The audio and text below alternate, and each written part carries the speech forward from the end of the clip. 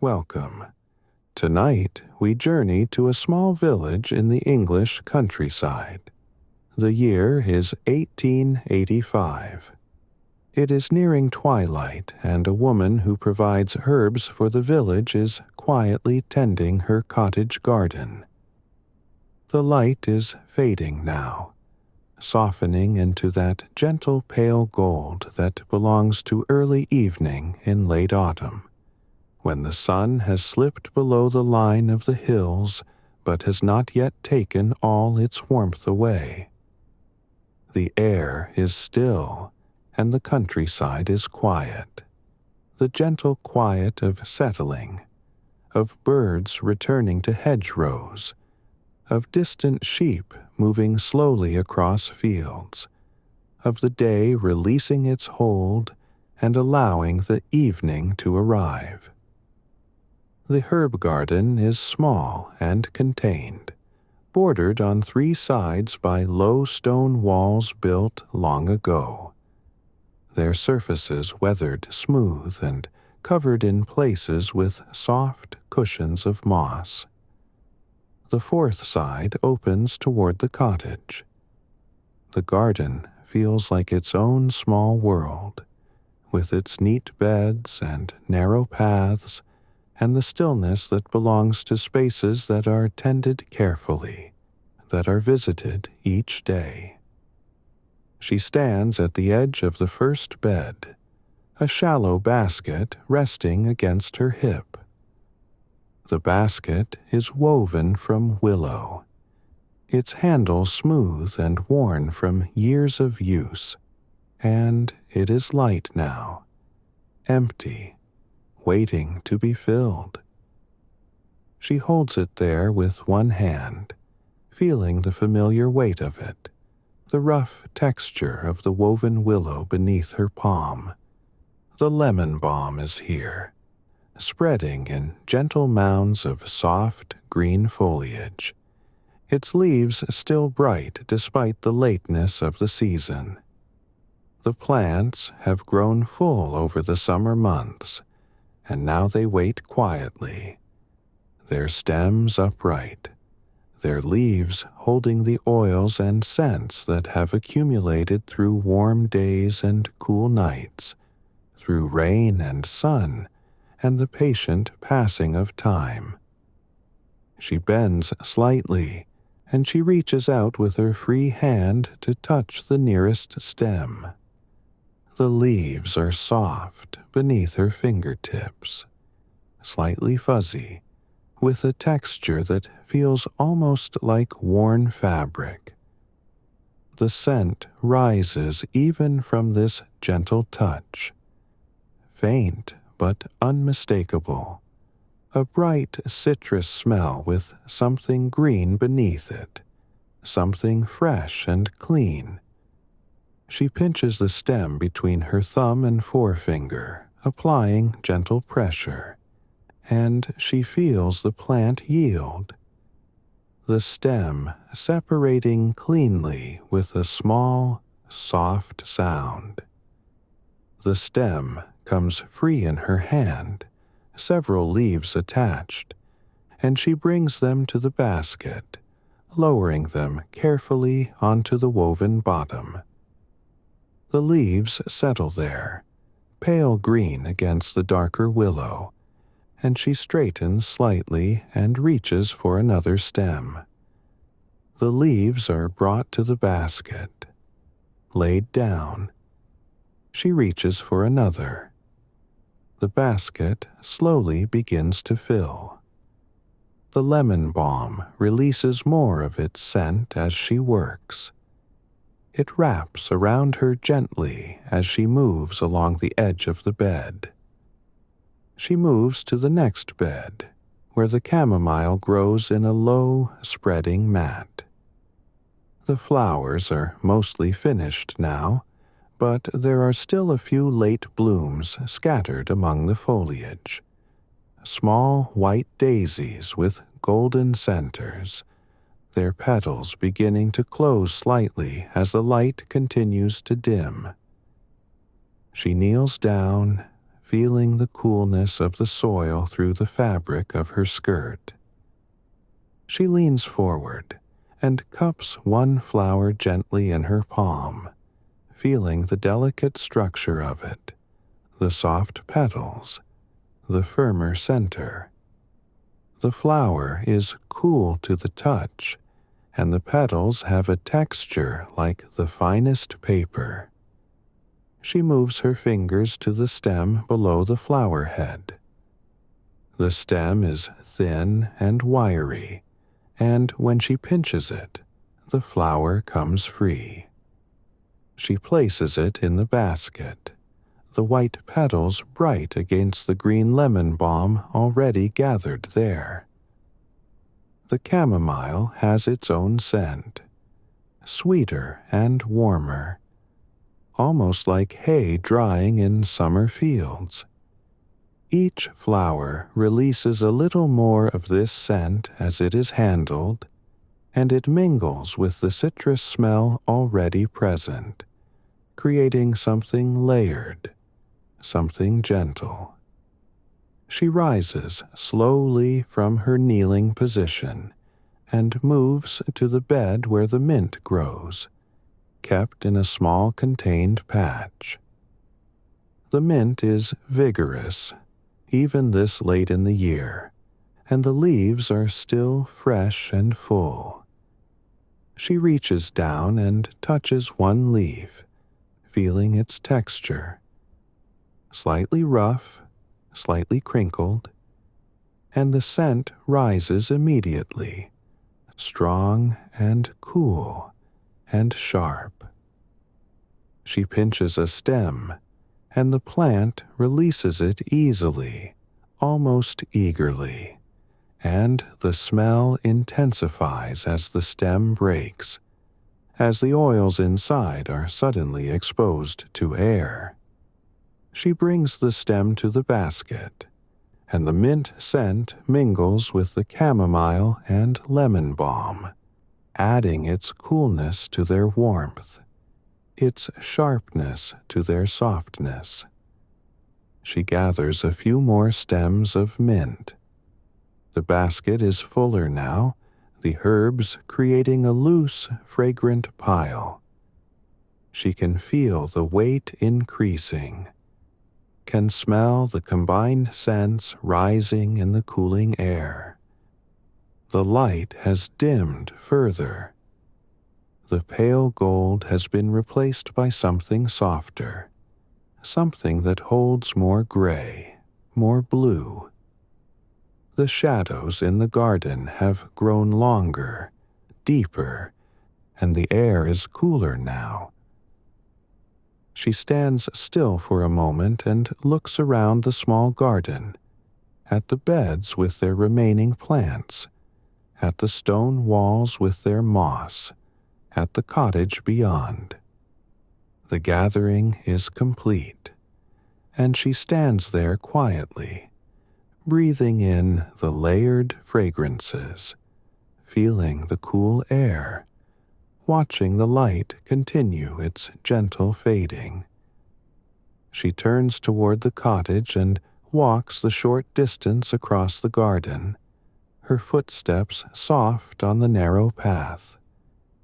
The door is just ahead, painted a deep weathered green, its brass handle catching the last of the fading light. The first drops of rain arrive just as she reaches the door. They fall quietly at first, a soft tapping on leaves, a faint whisper against the packed earth. She does not hurry. By the time she steps inside and draws the door closed behind her, the sound has deepened into something steadier, more assured. The latch slides home with a familiar click. Inside, the cottage holds its breath for a moment, then settles. She sets the basket down on the table near the door and slips her shawl from her shoulders, hanging it carefully on its hook to dry. The kitchen receives her quietly. It is a single room, not large, with walls of pale plaster and a floor of smooth stone flags. The air inside is warmer than outside. It is a space that is lived in carefully, that smells of old wood and wool.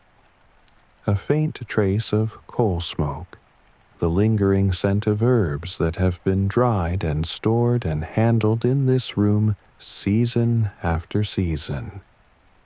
The light inside is dim, nearly gray, just enough to see the shapes of things. The wooden table that stands in the center of the room. The shelves along one wall lined with jars and bowls, the range against the far wall with its black iron surface. There is a lamp on the table, an oil lamp with a glass chimney. The flame is small. She left it burning when she went to the garden.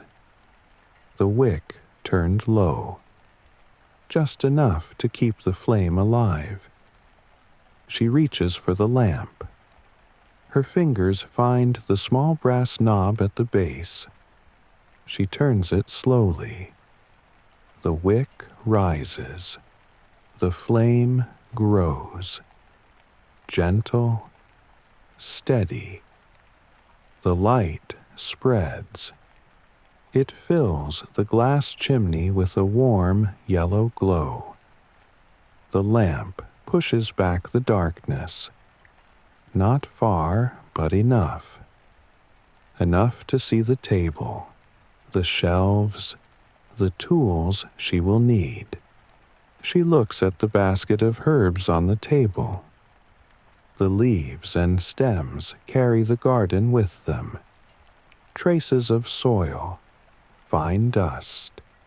They need washing. She turns toward the corner where the pump stands, fitted to the deep stone sink. Beside the sink sits a wide ceramic basin. She lifts the basin and sets it in the sink, then reaches for the pump handle. The iron is cool beneath her palm, and when she presses down, water begins to flow from the spout, splashing into the basin with a bright, clean sound. When the basin is half full, she stops pumping and lifts it carefully, feeling the weight of the water. She carries it to the table and sets it down beside the basket. She reaches into the basket and draws out the first stem of lemon balm. She lowers it into the water, feeling the coldness as her fingers break the surface.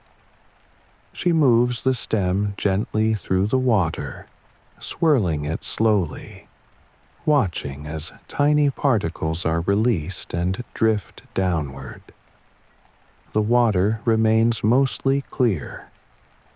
She lifts the stem from the water, letting the excess drain away, and then she lays it on a clean linen cloth spread on the far side of the table. She reaches for another stem, and the motion is repeated. Lower into the water. Swirl gently. Watch the leaves move through the cold water. Lift. Let drain. Lay on the cloth. The movements are the same each time, and the rhythm of them is steady, unhurried, requiring no thought, simply happening.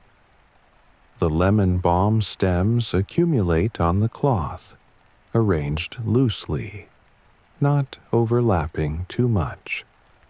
Each one dark with water, each one clean. When all of them have been washed, she reaches for the chamomile flowers, lifting them carefully from the basket. The flowers require even gentler handling. and she lowers each one into the water with care, holding the stem while the flower head floats for a moment before being pulled gently beneath. Each flower is lifted out, the water streaming from the petals, and laid on a separate cloth. When the chamomile flowers are finished, she turns her attention to the mint. She lifts the mint stems from the basket, feeling their square shape, their rough texture, and she lowers them into the water. The mint releases its scent more strongly when wet. As each stem is swirled through the basin, the cool, sharp smell rises into the air, mingling with the fainter scents of the lemon balm and chamomile, filling the small kitchen with something fresh, something clean. She washes each mint stem with the same steady rhythm, the same gentle swirling, the same careful draining, and she lays them on the cloth beside the lemon balm. Their leaves darker now with water, their scent stronger. The basket is empty now. She lifts the basin and carries it back to the sink, tipping it so the water pours away. She sets the basin aside and dries her hands on a towel, feeling the warmth returning slowly to her fingers. The kitchen is quiet around her, filled with lamplight and herbal scents. She works calmly, without rush, without strain. The herbs lie on their cloths, clean and ready, and she stands at the table, looking at them, her breathing slow and even. The kitchen holds her gently, and the evening continues its slow deepening, undisturbed. She moves closer to the table now, drawing one of the wooden chairs toward her and settling onto it slowly, feeling the solid seat beneath her, feeling her body relax slightly into the support it offers. The chair is familiar, worn smooth by years of sitting. The herbs lie before her, still slightly damp from washing. She reaches out and draws the cloth with the lemon balm closer. The stems lie in a loose arrangement, and she begins to gather them together, aligning them so the cut ends all face the same direction. When she has perhaps 6 stems gathered together, held loosely in one hand, she reaches with her other hand to the small wooden box that sits at the edge of the table. The box is plain, unvarnished, its lid worn smooth, and inside it holds a ball of kitchen twine, rough hemp cord, the color of undyed wool, practical and strong. She lifts the lid and draws out the ball of twine, feeling the weight of it, the slight roughness against her palm. The twine is wound tightly around itself, layer upon layer. She finds the loose end, gently pulling it free. She draws the twine out slowly, measuring by eye, pulling until she has the length of her forearm. Then she reaches for the small pair of scissors that rest beside the box. Iron scissors with handles worn smooth, their blades still sharp. And she opens them, feeling the slight resistance of the hinge, hearing the faint metallic whisper as the blades separate.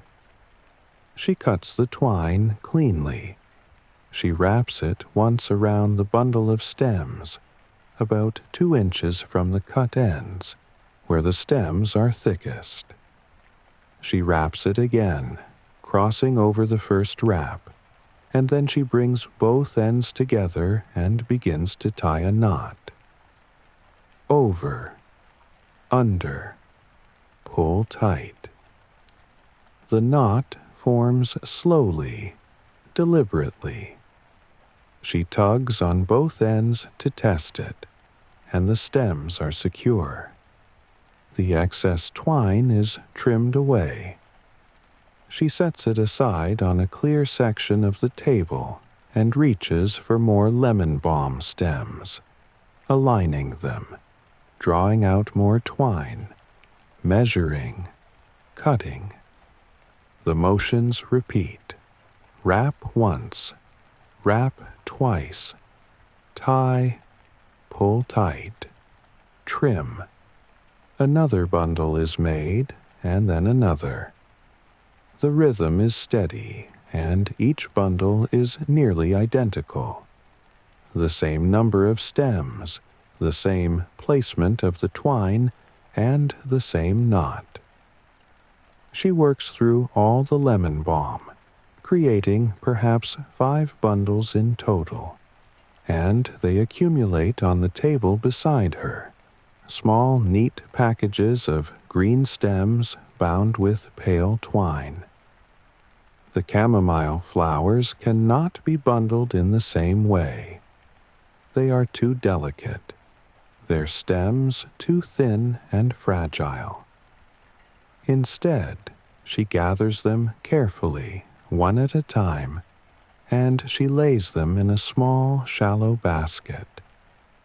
The flowers settle against one another softly, white petals overlapping, golden centers creating small points of color among the white.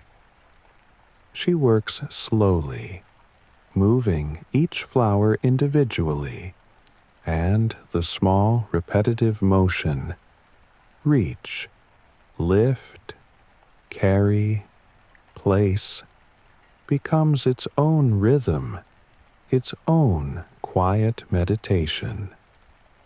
When all the flowers are in the basket, she sets it aside and turns her attention to the mint. The mint stems can be bundled like the lemon balm, and she begins again, gathering stems, drawing out twine, cutting, wrapping, tying. The mint scent rises, cool and sharp, and it fills the space around her, mingling with the lemon balm. It creates a layered fragrance that is both calming and clarifying. When all the mint is bundled, she sits back slightly in her chair, her hands resting on the edge of the table, and she looks at what she has made. The bundles of lemon balm and mint arranged in 2 small groups, the basket of chamomile flowers, all clean and prepared, all held together or contained, all ready. She turns in her chair and reaches toward the shelf behind her, where several glass jars sit in a row. These jars are 6 inches tall, with wide mouths and cork stoppers. Each one holds dried herbs from earlier gatherings, earlier seasons. She selects one jar and brings it to the table, setting it down gently, hearing the soft sound of glass on wood. The jar holds dried lavender buds, stripped from their stems weeks ago, and now they sit in the jar in a loose pile. She removes the cork stopper, and immediately the scent of lavender rises, filling the air around her. She tips the jar slightly, letting a small amount of the dried buds pour out onto the table in front of her. They fall with a soft, dry sound, like sand or small seeds, and they spread across the wooden surface in a small mound. She sets the jar aside and reaches for the mortar and pestle that sit at the far edge of the table. It is white marble with gray veins, heavy and cool. She scoops up a handful of the lavender buds and transfers them into the mortar. Then she picks up the pestle and begins to press down gently, rotating it in slow circles, crushing the buds against the marble. The movement is gentle, and she can feel the texture changing beneath the pestle. The scent grows stronger as she works, the oils released by the crushing, and the smell of lavender fills the kitchen more fully, clean and floral and deeply calming. She continues the gentle grinding, the circular motion. The rhythm is slow, meditative, and her breathing matches it, as steady as the movement of her hand. When the buds are crushed to her satisfaction, broken into smaller pieces but not yet powder, she tips the mortar carefully, pouring the crushed lavender back into the jar. The pieces fall into the glass with a soft, rustling sound, and she uses her finger to scrape out the last bits that cling to the sides of the mortar. The jar is stoppered again, the cork pressed firmly into place, and she sets it back on the shelf, returning it to its position among the other jars. She brings another jar to the table, this one holding dried rose petals, dark pink and papery, their edges curled and brittle. She opens this jar and pours out a small amount, and these she does not crush but simply sorts through with her fingertips, removing any bits of stem or leaf that may have been mixed in with the petals, leaving only the petals themselves. Her fingers move slowly through the pile, touching each petal lightly, feeling their papery texture, their fragility. The petals are so dry that they crumble slightly at her touch, and she works carefully, gently, separating what belongs from what does not. When the petals are sorted, she returns them to their jar with care, watching them settle and overlap, seeing the way they catch the lamplight, the way their dark pink color shows through the clear glass. Another jar is brought down, this one with dried mint, older than the mint she has just bundled, already dried and stored months ago. She opens it and pours a small amount into her palm, feeling the weight of the dried leaves, their lightness, their brittleness. She brings her hand to her face and breathes in, and the scent is still there. Fainter than fresh mint, mellower, but still recognizable, still clean and cool. She returns these leaves to their jar without any further work, simply checking them, confirming they are still good, still holding their properties. The jar is stoppered and returned to the shelf.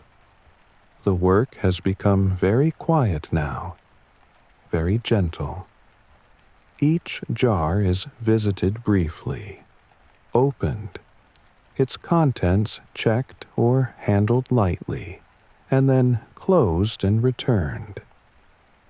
There is no urgency to any of it, no goal beyond the simple care of what is already here. Her hands move slowly from jar to jar, opening, touching, closing.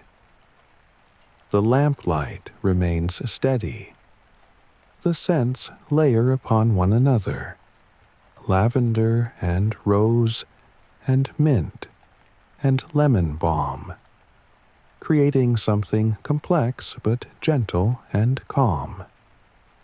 Eventually, the jars are all checked, all returned to their places, and the table is clear again except for the bundles of freshly washed herbs and the basket of chamomile. Her hands rest on the edge of the table, and she sits quietly, breathing slowly, feeling the stillness of the kitchen around her. She remains there at the table, seated and quiet, held by the lamplight and the herbal scents. She draws the chair closer to the table, settling more fully into it.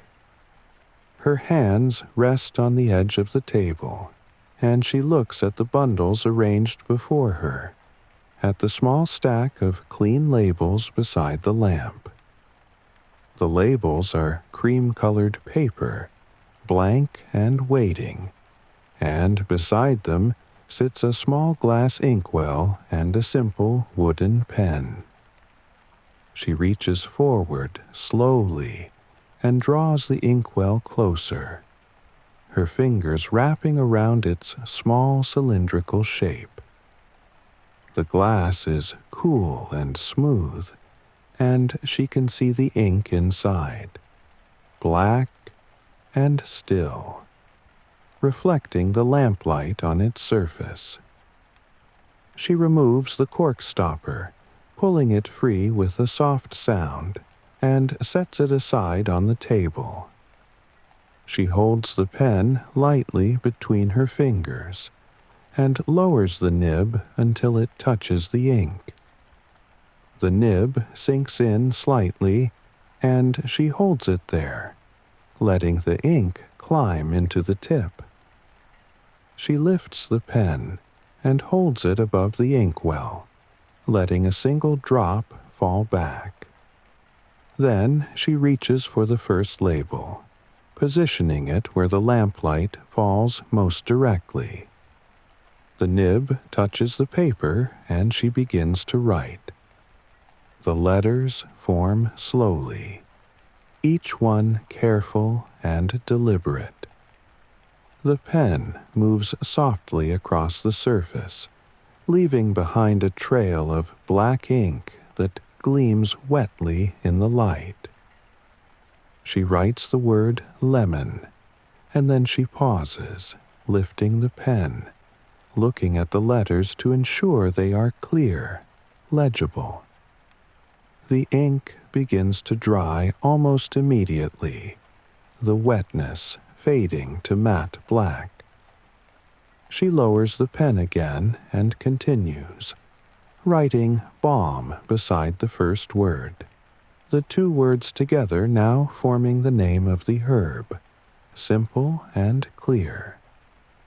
She sets the pen down and picks up the label, holding it carefully by its edges, and she blows on it softly, her breath moving across the surface, hastening the drying of the ink.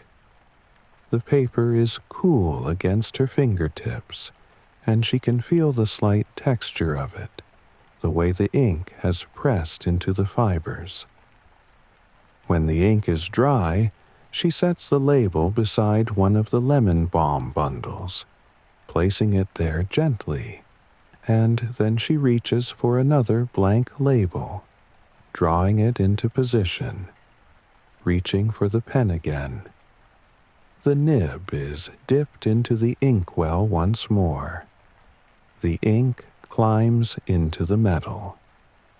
A single drop falls back and the pen is brought to the paper. She writes mint this time, the letters forming in the same careful way, each stroke deliberate, unhurried. The black ink trails behind the moving nib, wet and glossy. When the word is complete, she pauses again, looking at it, and then she lifts the pen and sets it down, The label is picked up. She blows on it. The ink dries and she places it beside one of the mint bundles. Another blank label is drawn forward. She lifts the pen and dips it into the ink. The excess drips away. The pen touches the paper. Chamomile, she writes, and this word is longer, requires more ink, and halfway through she must pause, must dip the nib again to refill it. The pen returns to the paper, and the word is completed, the letters aligned, the spacing even. She picks up the label, blows softly. The ink dries. The label is placed beside the basket of flowers. Each label is made the same way. Each word is written with the same care. The rhythm is slow and steady, and the scratching of the nib becomes a familiar sound, constant and soft, filling the quiet kitchen with its gentle persistence. The work continues, but more slowly now. Each action is separated by longer pauses. Each label takes more time, not because the writing is slower, but because the spaces between grow wider, more present. Her hand rests on the table. The wood is smooth beneath her palm. The grain is visible in the lamplight, thin lines running lengthwise, darkened by age and use. She looks at the labels she has written. They sit beside their herbs and jars, each one clear, each one named. The herbs are gathered and washed, bundled and labeled. The jars are checked, organized, ready. There is nothing more that needs doing, nothing that calls for attention, nothing that waits. She sits in the chair. Her hands rest on the table edge. Her breathing is slow and even. The lamplight holds steady. The kitchen is warm and the air is still. Outside, the rain continues its even fall, settled now into a steady presence that fills the pauses between movements. The scents of the herbs remain: lemon balm and mint and lavender and chamomile and rose, all mingling together, gentle and familiar. They fill the space without demanding notice, simply existing, quiet and present. She remains seated. The chair supports her. The table is before her, and the lamp glows softly. And the night settles around her peacefully.